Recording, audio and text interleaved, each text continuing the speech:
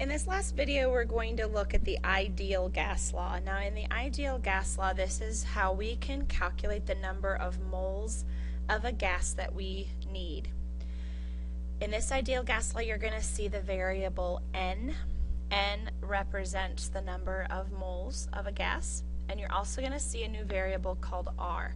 Now, R is the ideal gas constant. This was done by a lot of math in order to get this particular constant. So it's not something that you don't need to know how to get the R on a test or anything like that. You do need to be able to know what the R value is.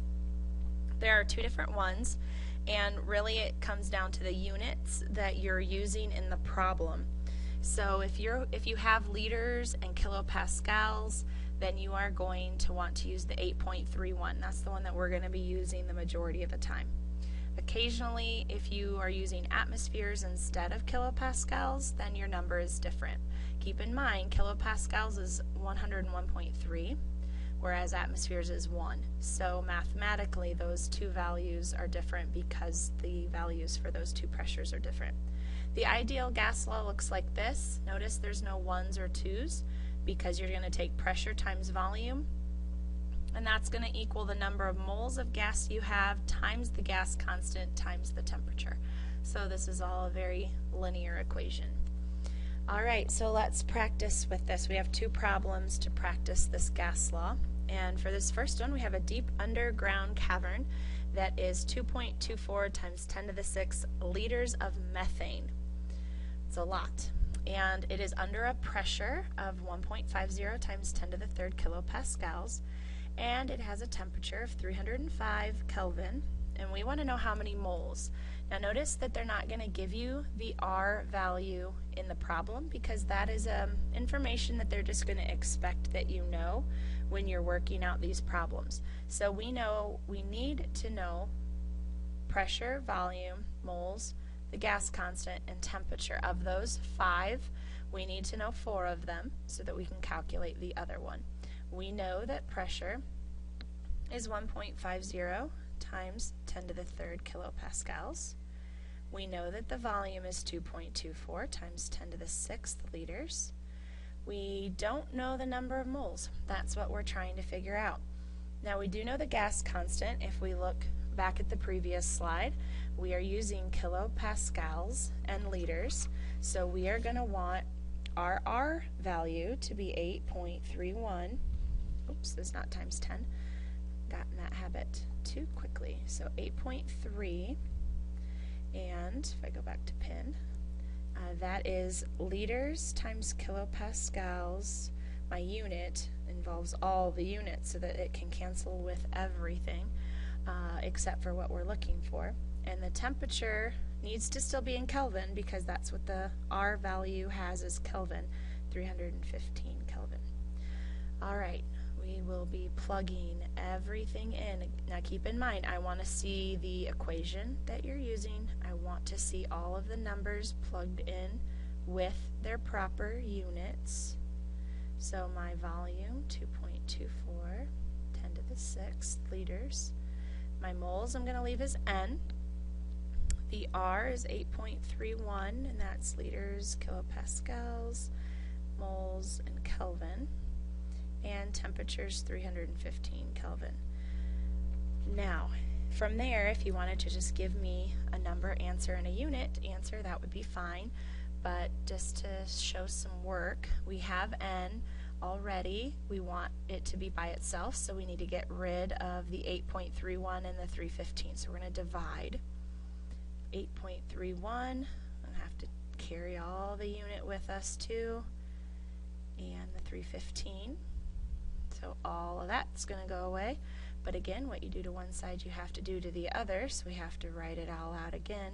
This is why sometimes people don't want to show all their work, and I can understand why. It's a lot of writing.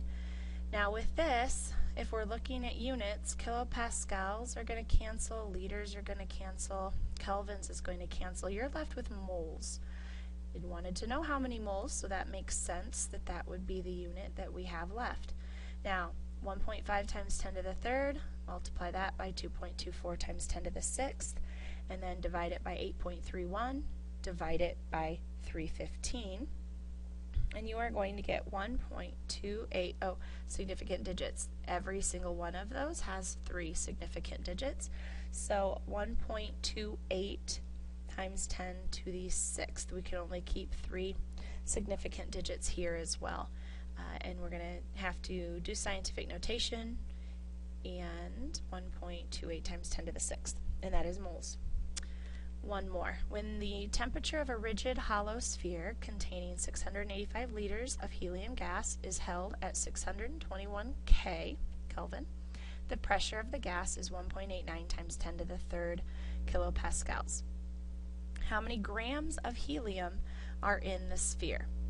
Well, I can tell you right now, as soon as it asks for grams, then the equation that we're going to be using, the ideal gas law equation, only can find moles. So we can find moles with the equation, but in order to find grams, that's going to have a whole nother step to it, okay? But we need to at least get the moles calculated. So let's go ahead and write our information here off to the side. And we want grams, but since grams isn't one of our choices, we're going to have to stick with not knowing moles. And from moles we can calculate grams using stoichiometry. So our pressure is the 1.89 times 10 to the 3rd, and the volume of this sphere is 685 liters. We have kilopascals, so we want our R unit to be the 8.31, and that's over Kelvin and mole, and the temperature is 621 Kelvin. So if we take P times V equals nRT, we have a pressure of 1.89, 10 to the 3rd. We're going to multiply that by 685. Sorry, that's not Kelvin there. That should be a liters. 685 liters. Moles is what we don't know, so we'll leave that as an N. Our R value is 8.31. And our temperature is 621. And that one is Kelvin. So now we want to divide by the 8.31 and the 621, so that those will cancel, and we'll be left with N only. What we do to one, we have to do to the other side. So 8.31, and put all the units in here so we can check, make sure that everything cancels that's supposed to cancel. Kelvin we have, so we want to get rid of it. We have kilopascals and liters. So again, that leaves us moles. Now, when we get our initial answer here, we are only allowed 3 significant digits. So right now we're at 251 moles.